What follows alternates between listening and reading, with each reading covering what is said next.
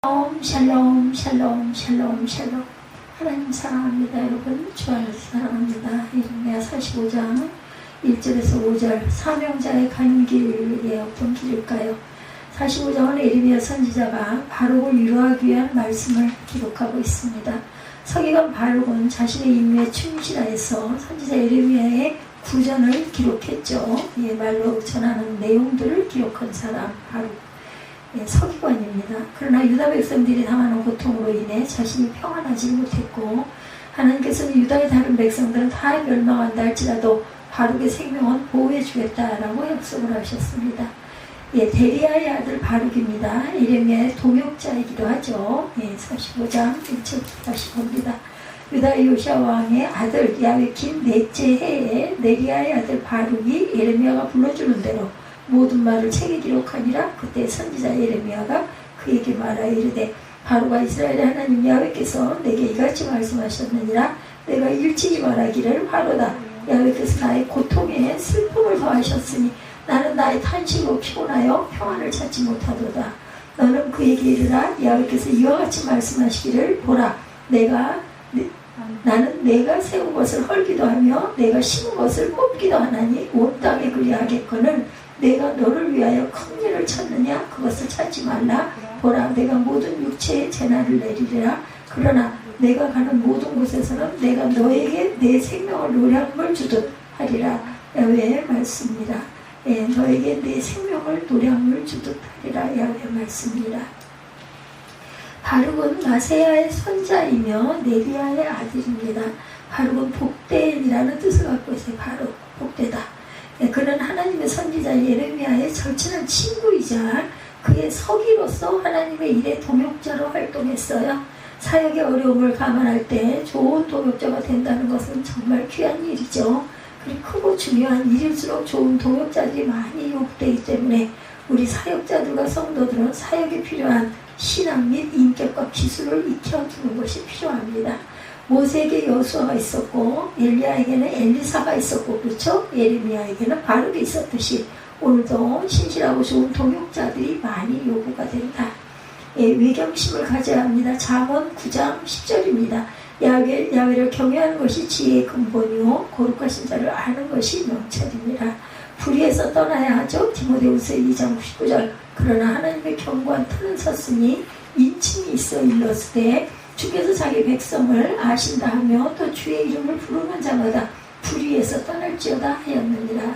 바룩의 임무예요. 예레미야의 절친한 친구이며 그의 서기인 바룩이 예레미야가 불러주는 예언의 말씀을 다 기록합니다. 야훼킨 제4년은 갈그미스 전투에서 애굽이 바벨론에 패한 주전 605년입니다. 애굽의 패망은 친애굽 정책을 취한 유다 백성들의 큰 위기였어요. 예레미야는 자신이 성전에서 설교한 내용이 문제가 되어서 성전을 출입할 수 없는 상황이 됩니다. 그래야 그의 서기인 바룩에게 예언의 말씀을 기록하라고 한 거죠. 바룩은 예레미야 그 메시지를 기록하고 선포해야 했습니다. 바룩 자신이 주의 은혜 볼 것을 믿어라. 시편 27편 13절. 내가 산 자들의 땅에서 야훼의 선하심을 보게 될 줄 확실히 믿었도다.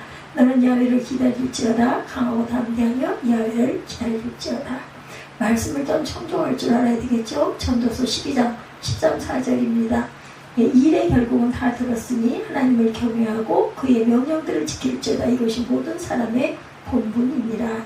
하나님은 모든 행위와 모든 은밀한 일을 선악간에 심판하시리라. 고통 중에 바룩이 있습니다. 성도는 세상에서 당하는 일반적인 고통뿐만 아니라 신앙인이기 때문에 당하는 고통도 있어요. 특별히 신앙인의 고통 가운데 중요한 것은 공동체에 대한 애착으로 당하는 그 여러 가지 힘든 일로 인한 공동체에 대한 애착으로 당하는 고통입니다. 예레미야와 바룩이 당하는 고통은 국가의 운명에 대한 슬픔이었어요. 국가 희망적인 내일을 예언하는 것은 즐거운 일인데 비극적인 운명을 예언하는 것은 고통이 아닐 수가 없죠. 다 좋아하지 않죠. 바룩에게 한층 더 가중된 슬픔은 유다의 절망적인 운명을 기록하고 선포했을 때 나타나는 결과, 살육당한 백성을 위한 슬픔입니다. 예레미야 9장 1절이죠. 어찌하면 내 머리는 물이 되고 내 눈은 눈물 근원이 됐고 죽임을 당한 딸 내 백성을 위하여 주야로 올리로다. 중심이 번뇌합니다. 이르며 8장 18절에 슬프다 나의 근심이여 어떻게 위로를 받을 수 있을까? 내 마음이 병들었도다. 바르게 말씀하신 하나님이에요. 하나님의 구원을 말씀하시죠. 하나님께서 에레미야를 통해 바르게에 당신은 세운 것을 헐기도 하시며 심은 것을 뽑기도 하시는 분이다 이렇게 말씀합니다. 바르게 유다의 멸망에 대한 고통으로 좌절 상태에 빠진 이유 하나님의 주권을 잊어버렸기 때문이다. 하나님의 주권을 인정하는 자는 혼란과 역경 속에서도 좌절하지 않습니다. 그러므로 상심한 바룩에게 제일 좋은 위로의 방법은 하나님의 주권을 인식시키는 것이다. 세우시기도 하고 심은 분이 하나님이시라면 당연히 헐기도 하시고 뽑기도 하시겠죠. 권한은 누구에게? 하나님께 있다. 이 세상에 되어지는 모든 것은 하나님의 주권과 섭리를 벗어날 수가 없어요. 경성하여 세우며 심으셨습니다. 이르면 31장 28절 깨어서 그들의 뿌리를 뽑으며 무너뜨리며 전복하며 멸망시키며 괴롭게 하던 것과 같이 내가 깨어서 그들을 세우며 심으리라. 야훼의 말씀입니다. 나라들에 대한 주권입니다. 다니엘 4장 25절 왕이 사람에게서 쫓겨나서 들짐승과 함께 살며 소처럼 풀을 먹으며 하늘 기슬에 젖을 것이요 이와 같이 7대를 지날 것이라. 그때 지극히 높으신 이가 사람의 나라를 다스리시며 자기의 뜻대로 그것을 누구에게든지 주시는 줄 아시리라. 의로우신 하나님이에요. 하나님은 의로운 분이시죠. 하나님의 의는 하나님의 속성으로서 구약에서 반복적으로 강조됩니다. 하나님의 완전하고 절대적인 의는 인간의 불완전하며 상대적인 의와 대조가 되어왔고 그러한 하나님의 의는 그분의 행동에서 나타납니다. 즉 그의 의는 그가 약속을 지키심에 죄를 심판하시는 데서 일어나죠. 또한 그리스도의 죽으심을 통해서 인간의 죄악을 용서하는 데서 나타난다. 마음의 원대로 역사하세요. 에베소서 1장 11절입니다. 모든 일을 그의 뜻의 결정대로 일하시는 이의 계획을 따라 우리가 예정을 입어 그 안에서 기업이 되었다. 이는 우리가 그리스도 안에서 전부터 바라던 그의 영광의 찬송이 되게 하려 하심이라 말씀합니다. 불과 칼로 심판을 베푸세요. 이사야 66장 16절 야훼께서 불과 칼로 있는 형에게 심판을 베푸신즉 야훼께 죽임당한 자가 많으리라. 의인을 찾으신 하나님이시죠. 세상은 날로 험악해져 가고 하나님을 찾는 자들은 점차 줄어들고 개인과 사회는 병들어가는 현실인데 더욱이 말세에 운운하는 자들은 가장 경건한 치라면서도 사회적 개혁에는 무관심합니다. 바로 이러한 때 하나님은 의인을 찾으세요. 개인적인 경건을 통해 혼자만 하나님의 구원에 들어가려는 의인이 아니 한 시대를 책임지고 의인이 아닌 한 시대를 책임지고 하나님 앞에서 울며 사회개혁과 불의의 제거를 위해 노력하는 그런 의인, 민족이 당하는 고통을 아파하는 바르게 하나님께서 찾아오신 거예요. 악에서 돌이키면 뜻을 바꾸십니다. 에레미야 18장 8절 만일 내가 말한 그 민족이 그의 악에서 돌이키면 내가 그에게 내리기로 생각했던 재앙에 대하여 뜻을 돌이키겠고 인간사 재반에 대한 주권입니다. 사도행전 12장 11절 이에 베드로가 정신이 들어 이르되 내가 이제야 참으로 주께서 그의 천사를 보내어 나를 헤롯의 손과 유다 백성의 모든 기대에서 벗어나게 하실 줄 알겠노라. 너로 생명을 얻게 하리라. 인간의 경영은 금지되어야 한다 말씀합니다. 하나님께서 바르게 스스로 모든 일을 계획하고 경영하는 것을 금지하라고 말씀하세요. 왜냐하면 하나님께서는 이미 재앙을 내리기로 결정하셨기 때문이다. 바룩은 유다 백성이 당한 종말에 대한 경고로 자신의 개인적인 생명의 위험도 느꼈습니다. 그리하여 그는 자신의 생명을 구하기 위해서 모종의 계획을 세웠어요. 이런 바룩에게 하나님께서는 자신을 위해 꾀하는 경영을 책망하세요. 인간이 자신의 경험과 지혜를 총동원하여 계획을 세울지라도 그 일의 성취 여부는 하나님의 손에 달려있다. 환난 날에 낙담합니다. 잠언 24장 10절 내가 만일 환난 날에 낙담하면 내 힘이 미약함을 보이느니라. 낮은 데 처해야 합니다. 로마서 12장 16절 서로 마음을 같이 하며 높은 데 마음을 두지 말고 도리어 낮은 데 처하며 스스로 지혜 있는 채 하지 말라. 생명을 보존할 수 있어요. 하나님께서는 바르게 어느 곳을 갈지라도 그의 생명을 전쟁 가운데서 노량물을 얻는 것 같이 보호하시겠다 이렇게 약속하십니다. 인간의 생사 여부는 하나님께 달려있고 우리를 도울 자는 땅 위에서는 찾을 수가 없어요. 다만 우리를 지으시고 구속하시고 천지와 만물을 창조하신 하나님밖에는 안 계시죠. 하나님의 계획에 사단은 끊임없이 도전해도 결과는 언제나 하나님의 일방적 승리로 맺어집니다. 생명의 노량물같이 생명을 얻게 된다. 예레미야 38장 2절입니다.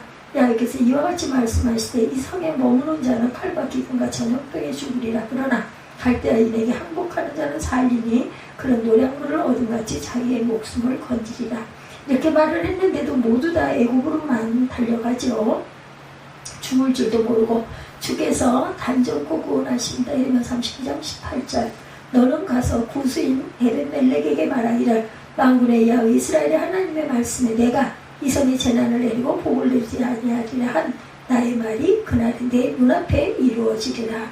위로하세요. 우리의 삶을 주관하고 지키신 하나님, 생명을 깊이 사랑하신 하나님은 사람의 근원이시며 사랑의 원동력이십니다. 사랑의 근원이시며 사랑의 원동력이다. 예, 그분은 바르게 심사를 헤아리고 에레미야를 통해 바룩을 위로해 주셨어요. 슬픔과 고통, 자신의 생명까지 위기를 느낀 바룩은 하나님께서 자신에게 찾아오셔서 위로해 주심으로 그의 모든 문제가 일시 해결이 됩니다. 하나님만 만나면 모든 고통이 아무것도 아니게 되죠. 홀로 처할 주의 그 백성입니다. 내가 바위 위에서 그들을 보며 작은 산에서 그들을 바라보니 이 백성은 홀로 살 것이라. 그를 여러 민족 중에 하나로 여기지 아니하리로다. 부르짖음이 위에 올라갑니다. 에레미야 14장 2절입니다. 유다가 슬퍼하며 성문에 무리가 피곤하여 땅 위에서 애통하니 예루살렘의 부르짖음이 위로 오르는도다. 에레미야 선지자의 동역자로 의로운 삶을 산 바룩을 어떠한 위치에서도 구원해 주시겠다는 하나님의 말씀을 통해 우리는 그 백성을 사랑하시는 하나님의 모습을 보게 됩니다. 우리는 사망의 음침한 골짜기 가운데서도 목자 되신 하나님의 구원을 확신한 다윗과 같이 예사의 탐대함과 의로운 삶을 살아야 할 겁니다. 종교개혁자 장 칼뱅, 인간의 모든 직업은 하나님의 부름에 의한 거룩한 것이다. 이렇게 말하고 있어요. 종교개혁자 장 칼뱅, 인간의 모든 작업은 모든 직업은 하나님의 부름에 의한 거룩한 것이다 라고 말했다고 그래요. 이것을 직업 소명설이라고 한다고 합니다. 직업에는 귀천이 없다는 거죠. 높고 낮음도 없고 귀하고 천한 것도 없다. 에레미야를 통해 주신 하나님의 말씀을 에레미야는 곁에서 받아 기록한 서기관의 이름이 바룩이죠. 철저한 선지자 에레미야의 동역자였고 하나님의 말씀을 기록한 대필자였다. 서기관 바룩입니다. 로마서에도 사도 바울이 직접 자기 손으로 쓴 것이 아니에요. 로마서도 사도 바울은 하나님의 감동을 받아서 말하고 그 곁에 그 말한 내용을 꼼꼼하게 받아 적은 대필자가 있었어요. 그 이름이 더디오죠. 더디오. 로마서 16장 22절에 이 편지를 기록한 나 더디오도 이렇게 말하고 있습니다. 주 안에서 너에게 무난하노라. 요즘이야 작고 성능 좋은 누군기가 넘쳐나죠. 그러나 과거에는 말을 문자로 기록해 남기는 말은 대단히 소중한 역할이었습니다. 조선시대 역시 기록인 그 조선실록, 역대 조선왕들의 일들을 기록한 세계 문화유산이라고 합니다. 누군가가 직임을 받아 그 역할을 성실하게 수행했기에 후대 그런 역사적인 기록들이 전해져 온다. 어떤 면에서도 그림도 마찬가지. 조선시대에 김홍도 같은 화백이 있었기 때문에 그 당시에 생활 풍습이나 왕국 문화를 생생하게 그림을 통해서 고증할 수가 있었다. 가령 정조가 어머니 해경궁 홍씨의 회갑을 기념해서 아버지 사도세자와 동갑이었던 어머니의 첫 사도세자 묘 참배를 위해 계획한 지금의 수원인 화성나들이는 8일간 이어졌다고 합니다. 그 8일은 아버지 사도세자의 뒤주에 갇혀 지내야 했던 8일을 기념한 날짜라고 해요. 그 행차에 동원된 인원이 6,000명이었다고 합니다. 말이 1481필, 행차 비용이 오늘날 화폐 가치로는 70억이었대요. 70억. 해경궁 홍씨가 탔던 가마의 비용이 2억 원. 한강을 건너가기 위해서 배 36척을 이어붙이고 그 위에 판을 말아서 깔아서 다리를 건설했다고 합니다. 오늘날 한강 철교가 놓인 그 자리입니다. 화가 김홍도는 화가 김득신의 신 등을 동원해서 무려 46m 길이의 그림 위에 그 행차 행렬을 사진 찍듯이 소상하게 그려넣었다고 그래요. 국립중앙박물관의 그 원본이 화성능행 반차도라는 이름으로 보관되어 있습니다. 본 듯합니다. 이런 내용들. 국회나 재판장에는 대화를 빠르게 놓치지 않고 기록하는 소기사들이 있죠. 그들의 역할이 소중합니다. 이제는 직업이나 역할에는 규정이 없어요. 분업화되어 있는 각 사람의 역할에 의해서 협력해서 선을 이루어나가고 있죠. 네리야 애들 바둑은 선지자 에레미야 곁에서 하나님의 말씀을 기록한 기록자였던 서기관이다. 그에게도 에레미야 버금가는 고통과 고민과 어려움이 적지 않았다고 그래요. 에레미야의 곁에서 그림자처럼 행동한 출입을 함께 해야 했던 바룩은 에레미야의 고통이 자신의 고통이었고 에레미야의 고난이 자신의 고난이었답니다. 그래서 바룩에게도 고통과 슬픔과 마음의 탄식과 육신의 피곤함이 극심했고 5절에 있는 에레미야 45장 전체 그러한 말씀의 대필자였던 바룩을 위로하고 격려하는 하나님의 말씀을 담고 있습니다. 1절은 시대적인 역사를 기록하죠. 야외긴 왕 넷째 헤란 주전 605년 바벨론의 제1차 침공이 있기 직전의 상황을 기록한 말씀인데 하나님의 말씀을 에레미야가 말하고 그 말씀을 두루마리에 기록한 에레미야 36장을 기록하던 때였다. 그 당시 성전의 대제사장을 중심으로 한 종교 지도자들이 선지자 에레미야의 성전 출입을 제안했습니다.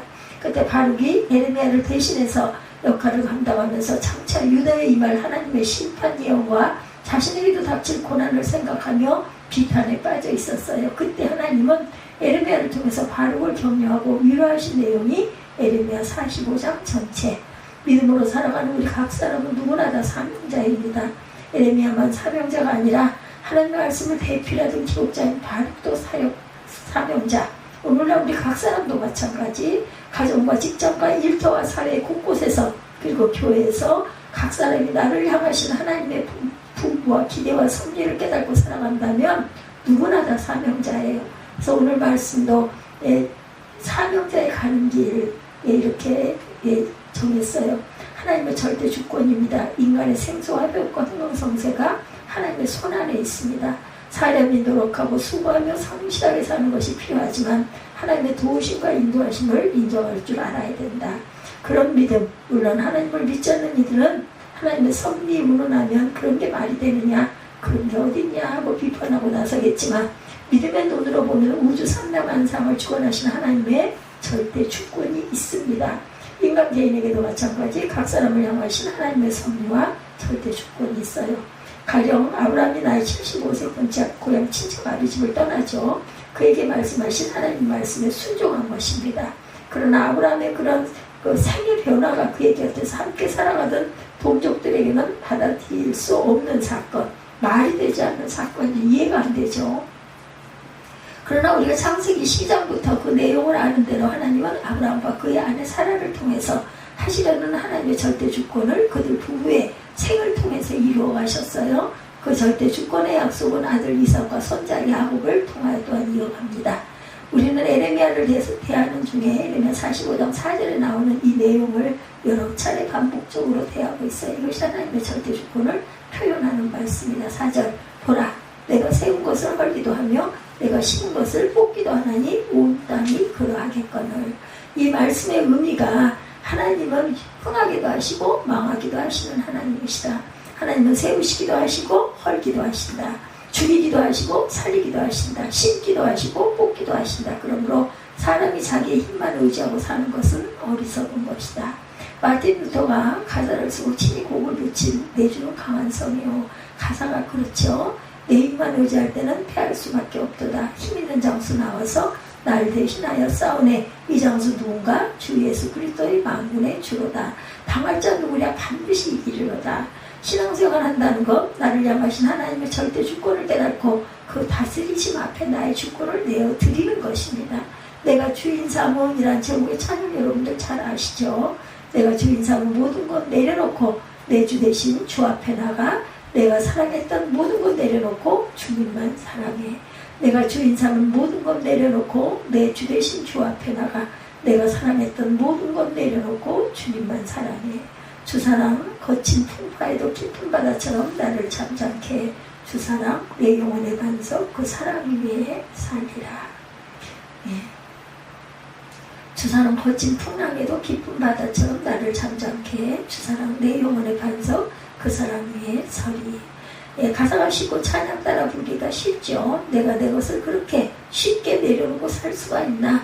내가 사랑했던 그 모든 것들을 내려놓고 주님을 나의 주인 삼고 사랑하는 일이 그리 쉬운가. 그러나 분명한 것은 믿음이란 무엇인가. 우리가 예배할 때 첫 예배를 드릴 때 묵상은 또 갈라디아서 2장 20절 신앙 스스로에게 질문해 봅니다. 내 생명의 주인이 누군가?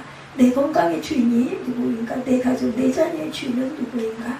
내 소유, 내 재물, 내 가진 것의 주인이 누구인가? 내가 쌓아온 학력, 경력, 이적의 주인은 과연 누구인가? 최근에 아기를 자연분만하려고 제왕절개를 미루고 참고 견디다 아기 목숨을 구했는데 산모가 목숨을 잃은 그런 가정의 이야기가 있었습니다. 안타깝죠. 그런데 요셉의 동생 베냐민이 그렇게 태어나 자라나죠. 요셉의 엄마의 라헬은 요셉의 동생 베냐민을 베들레헴 길가에서 난산하고 목숨을 잃습니다. 창세기 35장에 나오는 내용이죠. 라헬은 남편 야곱이 끔찍이 사랑하고 위하던 아내였어요. 슬픔 중에 야곱은 사랑하는 아내 라헬을 베들레헴 길가에 장사하고 요비를 세웁니다. 야곱으로 하면 그 슬픔을 겪기 전에 그에게 나타나신 하나님이 그의 이름을 더 이상 야곱이라고 부르지 않겠다고 하시죠. 야곱의 이름은 이스라엘이라고 부르겠다고 말씀해 주셨어요. 그리고 이어서 풍성한 축복의 말씀도 해주십니다. 창세기 35장 11, 2절 나는 전능한 하나님이라 생육하며 번성하라. 한 백성과 백성들의 총회가 내게서 나오고 그 왕들이 내 허리에서 나오리라. 내가 아브라함과 이삭에게 준 땅을 내게 주고 내가 내 후손에게도 그 땅을 주리라. 이런 거창한 축복의 말씀을 받은 그 자리에 돌기둥을 세우고 전제를 부어 기름을 붓습니다. 예배죠. 그리고 하나님이 나타나셔서 자기와 말씀하시던 그곳 이름을 어디라? 베델이라고 했어요. 이런 은혜로운 체험이 있은 지 얼마 후에 사랑하는 아내 라헬을 잃은 슬픔을 겪게 됩니다. 야곱은 아내 라헬을 장례한 후에 갓 태어난 불쌍한 베냐민에게 젖줄 유모를 찾아 나서죠. 그 얼마 후에 다시 세계를 가던 중에 에벨 그 망대를 지나 장막을 치고 머뭅니다. 야곱이 그 땅에 거할 때 큰아들 루벤이 야곱의 첩인 비라와 동침을 한 폐륜한 사건 소식도 접하게 됩니다. 얼마 후에는 아버지 이삭이 돌아가신 소식을 또한 접하죠. 야곱은 헤어져 살던 형 에서와 만나서 아버지 이삭의 장례를 치릅니다. 야곱이 경험한 이 모든 일상이 무엇을 말하는가? 기쁨과 슬픔과 가슴 아픈 일군가? 분과 화나는 일들이 파도처럼 밀려오는 것이 인생살이다. 이 모든 일들은 우리 각 사람을 향하신 하나님의 절대 주권이란 표현 말고 무엇으로 설명할 단어가 없어요. 예. 올 한 해 어느덧 벌써 그죠? 7월 8월이 지금 다가옵니다. 남아있는 하루하루 한 주간 한 주간 나를 향하신 하나님의 절대 주권인 그것을 시인하고 하나님의 선하신 손길 안에서 생각하고 말하며 출입하는 범사가 되시기 바라요. 평범한 일상의 복입니다. 5절의 큰일이란 게돌로트 분수에 지나친 욕망을 뜻합니다. 큰일이란 뜻 5절에 5절 말씀 볼까요? 내가 너를 위하여 큰일을 찾으냐? 그것을 찾지 말라. 보라 내가 모든 육체의 재난을 내리리라. 그러나 내가 가는 모든 곳에서는 내가 너에게 내 생명을 노량물 주듯 하리라. 야훼의 말씀입니다. 큰일, 게돌로트, 분수에 지나친 욕망, 성경을 자세하게 말하고 있지 않지만 하나님이 바룩에게 내가 너를 위하여 큰일을 찾느냐고 책망하신 것을 보면 아마도 바룩이 어떤 허망하고 대단한 야망을 갖고 있었던 것이 분명합니다. 그것을 아신 하나님이 바룩을 책망하신 내용이 하나님은 단호하게 말씀하죠. 그것을 찾지 말아라. 공부할 때 학생은 학생의 길을 가야 해요. 그렇죠? 군인은 평생 군인의 길을 가야 합니다. 군인이 군인의 길에서 벗어나는 것은 탈선이죠. 군인이 군복 벗고 무력으로 권력을 장악하다 보니 그 나중에 불행해지는 것입니다. 학자는 학자의 길을 가야 합니다. 세무공무원은 세무공무원다운 일을 해야 하고 소방공무원은 소방공무원다운 길을 가야 합니다. 울산 33층 주상복합 아파트 화재 진압 현장에서 철수한 젊은 소방대원의 모습이 인터넷 뉴스에 실렸었죠. 이런 모습은 법을 잘 알면서도 사실을 사실대로 말하려 하지 않고 타령치하게 거짓말로 일관하는 장관보다 10배, 100배 존경스러운 사람이다. 세상에는 아버지의 가야 하는 길이 있고 어머니가 가야 하는 길이 있어요. 남편이 가는 길이 있고 아내가 가는 길이 있습니다. 그런데 요즘 세상은 남자가 여자의 길을 가려 하고 여자가 남자의 길을 가려고 해서 문제가 되기도 하죠. 삼강오륜이 무엇일까요? 학생들은 삼강이 무엇이냐고 물으면 한강, 낙동강, 영산강 이런 식으로 대답을 한다고 해요. 우리가 소망을 갖고 살고 꿈을 품고 그 꿈을 이루기 위해서 노력하는 것이 필요하고 좋은 것입니다.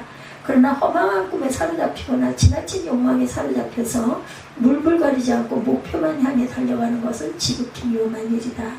일본 개화기 일본 북해도 농과대학에서 서양 선진농학과 성경과 신앙을 가르치던 교수 윌리엄 클락은 소년이여 야망을 품으라. 보이스 비 앰비티어스인가요? 보이스 비 인비티어스 인비셔스 근데 ITIOUS네 EMBITIOUS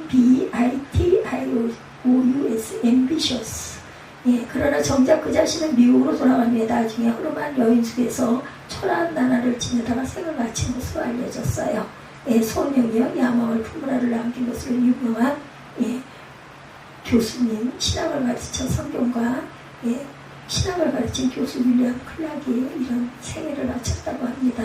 인생살이가 그러하지 않나. 1등도 좋고 명문대학도 좋고 의대 법대도 좋다. 그러나 목표 삼고 그것만 목표 삼고 산다면 인생이 얼마나 척박해지겠는가.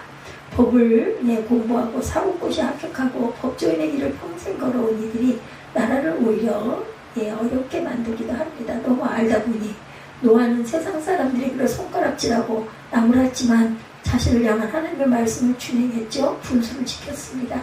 방주 건설을 평생 사명으로 알았습니다. 요셉은 형들에게 애굽의 노예 시장에 팔려요. 어느 날 갑자기 요셉이 노예가 되고 맙니다. 그러나 요셉은 그전부터 믿던 하나님 신앙이 흔들리지 않았어요. 아버지 야곱의 하나님, 할아버지 이삭의 하나님, 증조할아버지 아브라함의 하나님을 믿는 믿음을 붙듭니다. 그런 요셉에게 하나님의 늘 함께 하시죠. 요셉은 그 어느 노예들과 달랐어요. 요셉은 그와 함께 하시는 하나님을 믿는 믿음 가운데 어떤 어려움도 이겨냅니다. 그 어떤 시련도, 사실은 말이 어려움이고 시련이 얼마나 공부하고 힘들었을까요? 그 어떤 유혹도 지혜롭게 피합니다. 그 결과는 오히려 억울하게 누명을 쓰고 감옥에 갇히는 신세로 전락하죠. 그러나 요셉은 감옥 안에서도 실망하지 않습니다. 하나님을 믿는 신실한 요셉의 모습, 감옥을 지키는 간수장도 알아볼 정도로 요셉은 감옥 안에서도 성실했습니다. 하나님 그런 요셉을 나중에 바로왕의 꿈을 해석하는 해석자의 자리로 불러내십니다. 요셉은 일순간에 나라의 제2인자가 되죠. 그래도 요셉은 교만하거나 거만하지 않았어요. 요셉의 지혜로운 청년 풍년 권리는 뒤이어 찾아온 애굽의 7년 흉년을 극복하는 역량 있는 총리의 자리로 이어집니다. 하나님은 그런 요셉을 사랑하셔서 이렇게 겸손할 줄 알아야 되고 잘 인내할 줄 알아야 합니다. 바룩처럼 허망한 큰 꿈에 사로잡혀 날뛰면 하나님이 아시고 책망하시죠. 5절에 하나님은 바룩에게 분명하게 책망하세요.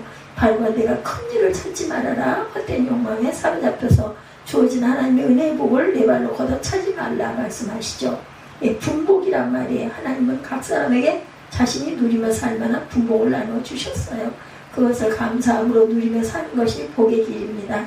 상대적으로 남만 부러워하고 탐심을 갖고 지나친 경쟁심을 갖는 것은 불행과 화해의 시작이다. 전도서 5장 12절입니다. 노동자는 먹는 것이 많든지 적든지 잠을 달게 자거니와 부자는 그 부유함 때문에 하지 못하니라. 재물만 쫓는 자들은 일평생을 어두운 데서 먹음에 많은 근심과 질병과 분노가 그에게 있느니라. 전도서 5장 17절이죠.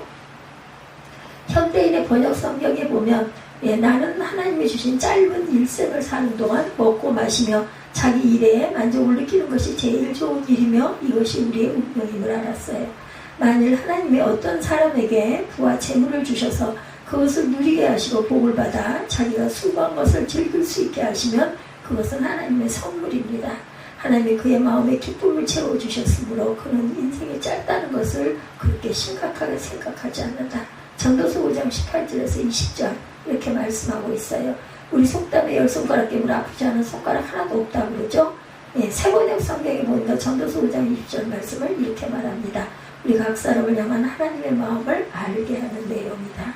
하나님은 이처럼 사람이 행복해 살기를 바라시나 덧없는 인생살이에 크게 마음 쓸 일이 없다. 삼청동 여러분들 아시죠? 서울에서 둘째로 잘 사는 집들이 굉장히 많이 있습니다. 단팥죽집 있다고 그래요. 그 주인 김문숙 여사는 올해 81세, 지금 뭐 연세가 꽤 됐을 거예요. 예, 이때에서 한 7, 8년 후니까 뭐 90세 됐겠네요. 1976년부터 44년을 그 자리 좁은 공간에서 단팥죽을 끓여 팔았다고 합니다. 그렇게 번 돈으로 10여억을 남에게 좋은 일을 하며 살았다고 그래요. 남편과 주택부금 부어서 마련해 살다가 남편이 먼저 남겨놓고 떠난 아파트도 처분해서 9억을 고스란히 사회복지 공동모금회에 기탁을 합니다. 고등학교 3학년 때 딸이 조현병을 앓기 시작했는데 그 딸이 나이가 이제 70여 세가 됐죠. 평생 집으로 여기며 살지만 그래서 어려운 이웃을 대할 때 남의 일같이 보이질 않는다고 2억 원은 딸이 하루가 멀다 다니는 은행 병원에 지정 기탁을 하는 은평병원에 지정 기탁을 했다고 그러죠. 형편이 어려워서 제때 치료 혜택을 받지 못하는 이웃들에게 나눠 써달라고 기탁의 내용을 전했다고 합니다. 지나친 욕심을 부리다가 불행의 늪에 빠지지 말고 하루하루 주님 안에서 감사하며 복되게 즐겁게 소망을 갖고 살아가는 하나님의 자녀들이 되어야 되겠죠. 생명 보존의 약속입니다. 그 당시에 전쟁으로 인해 많은 사람이 죽었고 많은 사람이 바벨론의 포로 신세로 끌려가죠. 유다 땅에 남은 자들의 운명도 풍전등화와 같았어요. 언제 내 목숨이 달아날지 예측할 수가 없습니다. 더군다나 대적자가 우글대던 환경에서 예레미야의 하루하루를 곁에서 지켜보던 말씀의 대필자 바룩의 마음이 평안할 리가 없겠죠. 자신도 언제 목숨이 달아날지 그렇지 않겠어요? 섬기던 예레미야가 목에 갇혔는데 오죽했겠습니까? 그런데 하나님은 특별히 바룩을 지정하셔서 말씀하십니다. 바룩의 생명을 지켜주시겠다고 그러세요. 과거에 많은 이들이 라이언 일병 구하기라는 영화에 저도 기억이 납니다. 그 내용, 생명의 숭고한 가치를 교훈했어요. 생명이란 그런 것이다. 내 생명이 귀하듯이 남의 생명도 귀합니다. 내 목숨이 아깝듯이 남의 목숨도 소중하게 여길 줄 알아야 한다. 하나님이 바룩에게 격려하고 소망을 주고 계세요. 바룩이 생명을 바쳐도 노량물을 주도록 하시겠다고 약속하세요. 예레미야서 이미 앞부분에 3번이나 이런 말씀을 반복적으로 하십니다. 하나님께 생명은 하나님께 속한 것이다. 하나님 허락하지 않으면 참새 한 마리도 저절로 땅에 떨어지지 않아요. 그죠? 참새 2마리가 하나짜리로 팔려가는 그 배후에도 하나님의 뜻과 섭리가 있다. 하나님은 산다만상의 주인이실 뿐만 아니라 나의 생명의 주인이시다. 사고와 사건이 많은 세상에서 경고망동하지 말고 침착하게 서두르지 말고 한 걸음 한 걸음 하나님의 사람다운 삶을 갖고 갔을 때 주님이 동행하셔서 심어주시기도 하고 뽑아주시기도 한다. 하나님은 택한 자녀의 범사에 섬세한 손길로 간섭하고 인도하실 것이라는 것. 주님과 더불어 승리하는 날, 감사하는 날, 기쁨과 즐거움으로 슬픔과 낙담과 우울과 절망을 극복하고 살아가는 저와 여러분들이 되시기를 주님의 이름으로 축복합니다. 오늘 예레미야 45장 1절에서 5절 사명자의 가는 길 이런 제목으로 함께 은혜를 나눴습니다. 결단하시고 기도하시고 죽도록 예배를 마치도록 합니다.